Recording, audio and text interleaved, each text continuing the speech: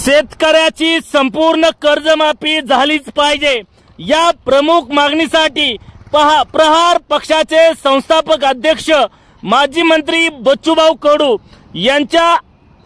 यांनी संपूर्ण राज्यभर आज दिनांक 24 जुलै रोजी चक्का जाम आंदोलन करण्यात आले होते। याच पार्श्वभूमीवरती फलटण तालुक्यात आळंदी पंढरपूर महामार्गावरती फलटण शहरानजीक असलेल्या आसूफाटा येथे आज दिनांक 24 जुलै रोजी सकाळी 11:15 वाजण्याच्या सुमारास चक्का जाम आंदोलन करण्यात आले।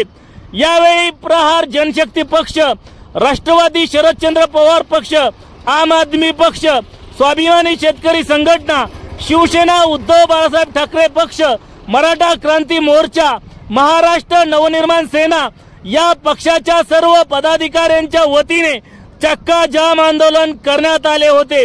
यामध्ये फलटण बाजूला व नातेपुते बाजूला आळंदी पंढरपूर महामार्गावरती लांबच लांब वाहनांच्या रांगा लागल्या होत्या।